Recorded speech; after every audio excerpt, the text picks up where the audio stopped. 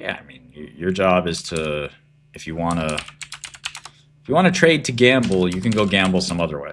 If you want to trade to learn how to get into a career in finance, then I don't think the trading is going to help you as much as learning finance, learning markets, learning products, learning companies. That will help. But having a trading account is not going to make you into a star investor necessarily. Now, it would give you some experience. It doesn't hurt. But if you asked me, like, if I could work with a portfolio manager, at a major fund or something like that, giving me work to do, versus me sitting there trading stocks like I know what the fuck I'm doing when I don't, I'd much rather get the instruction and the work from the portfolio manager. And there's students on Godel who send me their models. I reviewed one on live stream yesterday, and he did a pretty good job. It wasn't great. He missed the kind of main point, but his general takeaway was correct.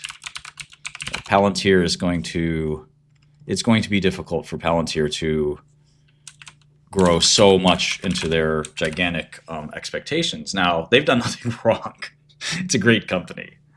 In fact, I'm pleased to tell you that somebody from Palantir, many people, I think, from Palantir watched the live stream, and somebody from Palantir watched the live stream and invited me and my company to go to Palantir's office in New York, which is very cool. Thank you. And I would love to go. But again, the stocks and companies are two different things. Like, stocks are just crazy, wild beasts. You kind of do need a model to deduce that, Peter, because the question is, how much exactly? The good thing about Palantir is that the market's not way, way off. So you want to know how far off it is.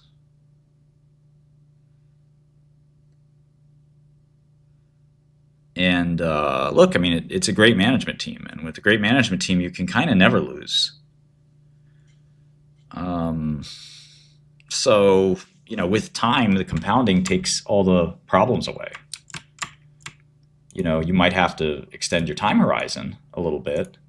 It may feel expensive today, but in a couple of years, all right, you know what? Let's look at Palantir since you want to fucking have this conversation.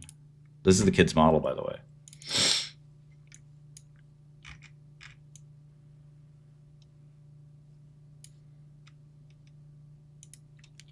So in this version of the model, there is the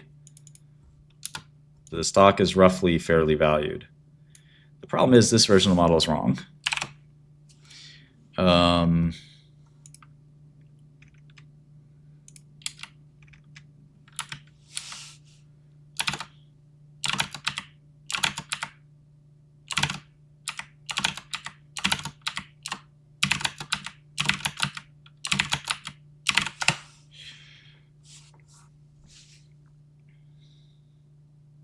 I think what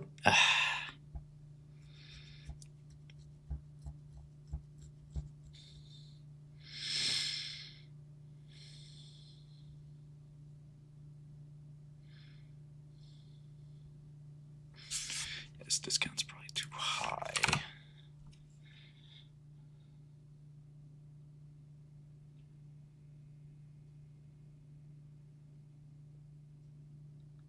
Yeah, so I mean, this is what the market's implying, okay?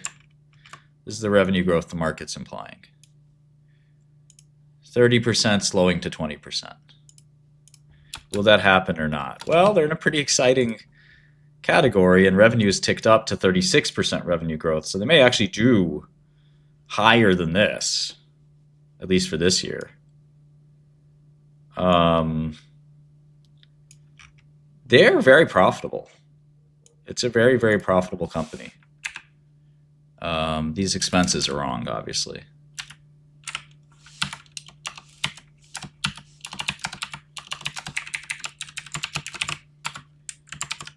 but it doesn't matter that much because it's like a 50% profit margin.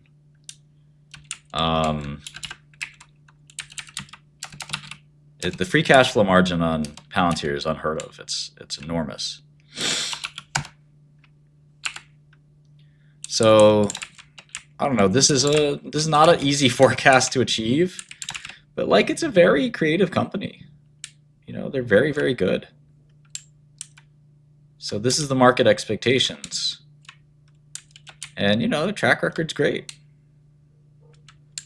So, yeah, it's, you know, if they make any mistakes, the stock's going to get hit. But they can keep growing. They can keep succeeding. I mean, let's say, you know, it's kind of it's sort of a confidence game. Like, so the market just saw Palantir's growth rate go from 21 to 27 to 30 to 36. 4 quarters in a row, positive first derivative, positive second derivative. It's actually even more than that. 7 quarters in a row, accelerating growth, or 6. So let's say they do 40% revenue growth for Q1. I don't know what they're going to do. It could be 32. It could be 45. But let's say it comes in at 40 or 45. You know, everything changes. Now it's like, wait a second, maybe they can grow 50% next quarter. And obviously, you know, it's no company can accelerate revenue growth forever. They're doing a lot of enterprise stuff, Stefan.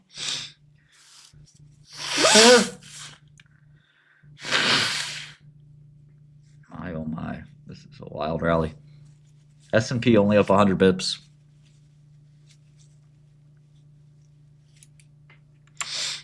Oh.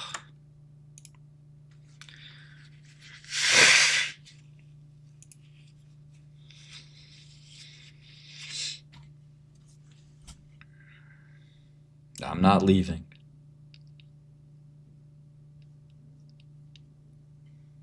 Yeah, they're growing enterprise too. And I think they're going to start reaching into the SMB type territory and start making tools that are a little cheaper. Point is, it's very hard to bet against good management because good management compounds earnings very quickly.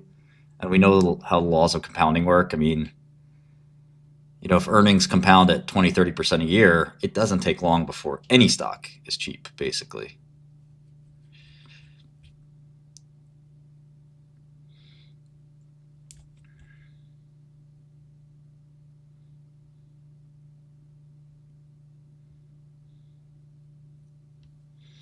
Yeah, this is just, you know, madness. But what can you do?